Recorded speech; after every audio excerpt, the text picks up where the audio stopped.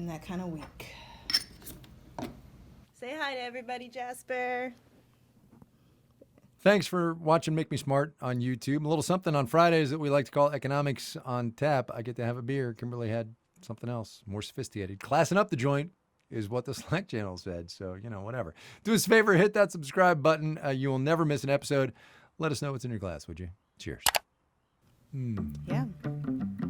Oh, Things there that it is. make you go, and there it is, the podcast title. Hey, everybody, it's Ryssdal. It is Make Me Smart, the daily edition. It is Friday. Economics on Tap, our Friday edition. I'm having a beer. We'll talk about what Kimberly's having in a minute. We are not live on the video today. I apologize for that because something. I don't even know why. But we do have a YouTube channel. Marketplace APM is where you can have a look. Kimberly. I'm blathering. Yes. Save me. And today is Friday the Juneteenth, which is the new thing, is. Friday the Juneteenth. Yes, so... Wait, can I ask a question? Sorry, can I ask a question? Is it the Go for it. Juneteenth? Is No, it I the- just made that There's up. the article there? Uh-uh. Oh, okay, all right. No. It's Okay, just because, okay. they say Friday the 13th, but since today is Juneteenth, but it's also a Friday the Juneteenth. Gotcha. It was literally just something that was going around on the internet today. Okay, No, sorry. Juneteenth obviously commemorates, newly obviously commemorating the... when people in Texas found out about the Emancipation Proclamation, not necessarily marking the end of slavery per se, but sort of like the rolling discovery and announcement that the Emancipation Proclamation passed, there's various levels of slave ending documents and things that just rolled out over time, but all kind of lumped together and celebrated with Juneteenth. So it is a good reason to be cheersing today, and just to spite you, hard cider. Yes, what are you having? Are you really? Is it appley? We talked about this yesterday. Actually, I'm joking. I just mess with you. I made a sazerac. Man, do I love a good sazerac. Holy cow. Oh, take Yes, all those it ice is a Man, delicious, do I love a good delicious sazerac. sazerac. Wow. When was the last time you had Sazerac I one? ever had was in Washington. Well, it was in Washington, D.C., and it was at the, so I used to stay at a hotel around the corner from the Bureau, and there's a place next door called the Old Tabard Inn, which I'm sure you're Yeah, I've familiar been with. there. You haven't ever been there? Yeah. Whoever was on the bar that night made an unbelievable sazerac. Man, they're so Yeah. tasty. Getting Man, that if I had the fixings balance now, I of would get one, absinthe but- right is key. All right, Kai, what is your news Yes. fix? Okay, so mine is a follow-up to something I talked about on this podcast earlier, and it is I'm bringing it back up for two reasons. Number one, because of my Navy background, which is why I brought it up the first time, and then I have a very brief editorial comment at the end of my update. So the update is this. You may or may not remember, folks who are listening to this, that the captain in the USS Theodore Roosevelt, a Navy captain by the name of Brett Crozier, was relieved of command like 8, 10, 12 weeks ago. I don't even know. Over the outbreak of coronavirus on the USS Theodore Roosevelt, the aircraft carrier that I was stationed on when I was in the Navy. So I took personal interest in it. And it was a whole big hullabaloo. It was messy. It was deeply politicized. It was just really ugly. There was an investigation, then another investigation as things went up to the chairman of the Joint Chiefs and then up to the Secretary of Defense. And anyway, so the Navy announced today, after some speculation early on in this investigation, that perhaps Captain Crozier might be restored to his command, that not only is he not being restored to his command, but his boss, his one-star admiral boss, is also having his promotion held up. So that brings to a close this very messy episode of the United States Navy and the Trump administration. And that's where I need to go next. And I will be very careful here, but I feel a little bit of prerogative to be able to do this, just given my military background. And that is this. And this is not the first time it's happened with the Trump administration. It is deeply concerning to me that institutions, and I will speak specifically here of the United States Navy, seem to be becoming politicized in this administration. We saw it with Eddie Gallagher, the Navy SEAL, who Trump restored to, number one, his rank, and number two, restored his Navy SEAL badge, which was a big deal. And now we see it in this. And I just find that really, really troubling. The civilian-military divide in this country is already bad enough. And I think if it gets worse through the duration of this administration and possibly into a second term, because who knows, that is just bad for this society. End of lesson. That's all I got. I just wanted to say that.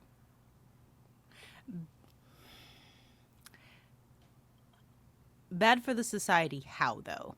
Because there's a lot of this narrative of, oh my gosh, Trump has done this thing. It is so terrible. It's bad for the democracy.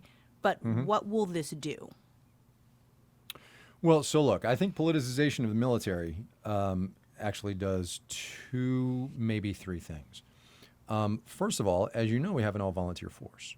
And with an all-volunteer force comes an assumption on the part of the populace that those who volunteer are heading into an institution, the sons, daughters, wives, mothers, brothers, and sisters of American civilians, that they will be used properly and treated as the national asset they are. And I think this diminishes that. Number two, oh, look, we're still in a war in Afghanistan. I have had within my own family and look, I'm a veteran and my family is aware, my nuclear family and my extended family is aware that I'm a veteran, obviously. And I've had conversations inside my family with people who know a veteran who say, wait, what war? So I think that's defect number two in the civilian-military divide. And then third, it just stinks. It just stinks. And I know that's really subjective, and I apologize. That's what I got. But you're speaking from your experience. And if we've discussed anything this week, or if we've learned, I hope, as a country, anything from what we're going through, that people speaking from their own lived experiences matter. And it matters how we discuss things, hearing from people who actually lived it. I am told, in this completely non-appropriate segue, that I need to explain what sazerac is, the drink. Seriously? Okay. All right, go ahead. It is a cocktail. I believe it originated in New Orleans. And it is rye whiskey, sugar, bitters, and absinthe. And the balance of those things is kind of up to the bartender or the mixologist or whatever you would like to call them. Right. After I made this, I realized I didn't have like an orange peel, which is usually how they garnish it in a bar. Yeah, that's what I was going to say. But I'm at home and I don't have that. But what I did apparently have way back in my cabinet was some like orange blossom water from an old recipe. So I put a couple of drops of that in, and it was actually surprisingly good. There you go. I mean, yeah, this is one of those orange things where they like take a little peel and they twist it and they get the oils out and they rub it around the rim of the glass, and then that's all you get. You get that little effervescence of oranges, which a good sazerac is really good. I because I am also being prompted on the Slack, which now says Kimberly is really classing up this joint. I'm doing my Three Weavers, the local brewery here in Inglewood, California, in Los Angeles. I'm having one of their double IPAs, a Knotty, Knotty. It's really good. I need to make a beer run, but that's a whole different story. Okay. All right. So drinks are taken care of. Me on my soapbox is taken care of. What do you got? I'll get back on my soapbox, which I've been on for the last several months, which is just sort of the incredibly unequal way that coronavirus is hitting people's economies. There was a story in Quartz that, I mean, the headline says it all. COVID-19 has destroyed 41% of Black small businesses. Now, if you look at the workers who've had the biggest economic hit from COVID-19, it's Hispanic workers. Black people are second, a very close second. But Black business ownership was already minuscule relative to small business ownership in the United States. And in this article, they point out the number of African American business owners fell from 1.1 million in February to 640,000 in April, a 41% decline. The overall number of small business owners dropped by 35%. Those numbers are terrible regardless. Yeah. But when you think about the fact that there are so few Black-owned businesses to begin with, this is particularly crushing. And I remember early in the pandemic, I was trying to do a story on Black-owned businesses in the pandemic. And I was calling around to my friends and my family. I'm like, hey, you can give me some business owners to talk to. And I kept hearing, I don't know any. And when I was growing up, I remember there were a lot Really? of Black-owned businesses. As in, I was trying to get not the big names, but just Black-owned businesses that people regularly interacted with. But all the ones my friends and family knew growing up had shut down, had their kids didn't want to take over, and so the numbers have been in decline. And one of the academics who I talked to, a Brookings Institution professor, Andre Perry, he pointed out that after the recession, Black business owners were much less likely to remain business owners post-recession during the recovery. So not only are these people losing their businesses, they are much less likely for those businesses to actually recover in all of this. And so that is why my sazerac is quite large. No, for for sure. Good. So two things, if I could just add on. Number one is business destruction is going to be the defining characteristic of this recession, right? These are businesses that simply will not be around. And if you think about some of the causes of the racial wealth gap in this country, right, which are lack of home ownership and salary and all of that stuff, one of them is being able to be an entrepreneur and be Black and have your business succeed. And if that has been cut 41% now, it just bodes really ill for the future. The other thing I just want to add real quick is I did an interview a number of years ago with a woman who wrote a book, African-American woman who wrote a book called Buying Black. And she had tried for a year to, with her family, buy only from Black-owned companies. And the upshot was it was just ridiculously difficult. And this was 7 or 8 years ago. So, business destruction, and especially Black business destruction, is going to be a defining element of this recession, I believe. Yeah, and I was also thinking somebody who appeared in one of the stories I did for the evening show, this guy named Sally Watts, who owns a hair salon here in D.C., a lot of the Black-owned businesses are personal care businesses, like salons, like barbershops. I mean, there was like a multi-part movie series on the barbershop and the beauty shop. And those are businesses that are much harder to run in this pandemic. I'm told that my cat has appeared in the video. Oh, there he is. And his name is Jasper. Those who are listening, awesome. They cannot see the video, but if you go to the video, that is Jasper. Yeah. He is the Savannah cat. He oh man. He's a riot. He enjoys, no matter how many expensive toys I buy for him, he enjoys playing with balls of aluminum foil and bottle caps. Because cats. Cats are good. I like cats. Okay, so let's use that as a springboard, shall we, to a little lighter segment in this particular podcast. Drew, if you would. There we go. Yes. Oh, my goodness. Okay, you want to go first? Yeah, so because what I just said about Black-owned businesses, or the lack thereof, was so dismal, and because a lot of what we've been talking about in terms of the impact of this pandemic, in terms of police violence, just a bunch of the stuff we've talked about this week is grim. So on this Juneteenth, I was very happy to find this article on Collider listing joyful movies about Black people to watch for Juneteenth or the weekend. Awesome, movies like Akilah and the Bee, Black Panther. I'm just going to go through, like, what else? Napoli Ever After, which I haven't seen before. I don't know what that is. And so my little reward to myself this week is that I am finally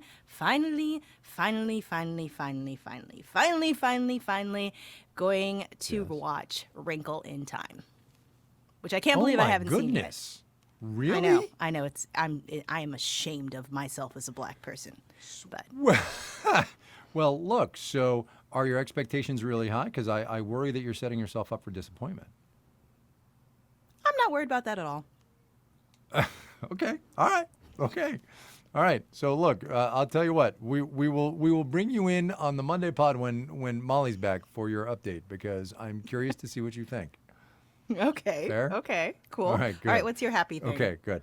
So mine is actually, it's a little dorky, actually. I think I've certainly said this on the air in Marketplace. Dorky? I don't know if I've said it here. Stop it. I'm doing my best. I am a huge history geek. I was a history major. I believe it matters. I think it's really cool. And if I get fired from Marketplace, which who knows, I would become an historian. So I happened upon this article last night in the Washington Post, and I think it's amazingly cool. From the National Archives, one of the original Juneteenth orders was found, like the actual piece of paper upon which it was written. So what happened was the National Archives, when all of what is happening started happening, said to one of its curators or its historians, listen, go look for in our files anything having to do with Juneteenth and original documents and this and that.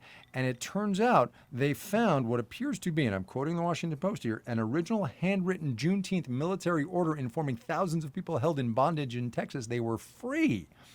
It is dated June the 19th, 1865, and signed by Major F.W. Emory on behalf of Union Major General Gordon Granger.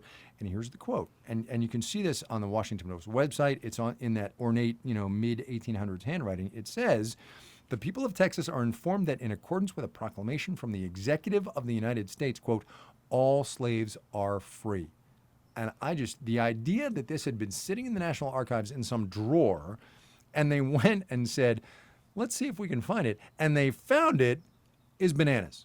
Come on, man. It's a 155-year-old piece of paper. Sorry, that's all I got. It's pretty astonishing. I'm just trying to imagine the moment when people found out and just like the joy and also the fear because knowing that those people around them who had previously enslaved them still had power. But still, one of the things that was sort of my inheritance from my father, and I'm thinking about this a lot heading into Father's Day this weekend, my father passed more than a decade ago, was he bought at an auction someone's free papers. And for people who don't know, free papers were, if you were a slave who either bought or received your freedom while slavery was still active, you had to walk around with documentation that you were free and were allowed to basically exist in this country. And there are plenty of reports of people having their free papers torn up or burned and then being sold back into slavery or put back into slavery. But I have framed, hanging on the wall in my house, the free papers for a woman, and you can see someone wrote it for her because I guess she couldn't write. And then her previous owner signed off on it, the county sheriff who signed off on it, and it's dated, and I look at that every day. Have you done the research? Have you looked into this woman? My aunt did some research on it, and she said she was able to trace it back tangentially to our family, but the records are just so bad. I'm skeptical that a document my dad happened to buy at an auction also happens to be related to us. Right. But you know what? Let's go with the narrative. I mean, either way, my grandmother remembers hearing stories from her grandmother about slavery. Like, we are not that far away from it. No. So, it's nice to be living. Yeah, history matters. It's nice to be living in a moment where these things are known and they are seen and more people are seeing their value. So, I'm optimistic. Every day. Okay, we're going to go out on that, actually. Links and all kinds of stuff about what we talked about today or any day. Go to makemesmart.org, click on the episode you're looking for. You will find those links, other good stuff as well. Send us your questions, would you, and comments and voice memos. Please, voice memos, because reading long emails is really painful for me. Makemesmart@marketplace.org. And we are back next week. Make Me Smart is produced and directed by Sam Anderson. Our digital producer is Tony Wagner, and our senior producer is Jody Becker. Ben Heathcote is our video producer. Our video intern is Ethan Parrott, and Erica Phillips writes our newsletter and Smart Speaker Skill. So I'm just going to take a moment here and quote from an email from a woman whose name you're going to hear in a minute, and it will make sense when I get there. I just want to say this. Kimberly Adams did not sit in. She did not fill in on this week. She co-hosted in the truest sense of the word. And it was an email about some of the podcasts that we're doing. And I need to say that. Anyway, that's it. Sorry. Today's program was engineered by Drew Jostad. Our theme music was composed by Ben Talladay and Daniel Ramirez. The executive director of On Demand is Sitar Nieves. That was the email writer. She sent around an email about all our podcasts we're doing, which is all kinds of cool stuff. This is Uncomfortable and The Uncertain Hour and all that stuff. Senior Vice President and General Manager is Deborah Clark. Holy cow, we got to go. The music ran out. Okay, that's it. Cheers, Guy. Cheers, Kimberly. Thanks.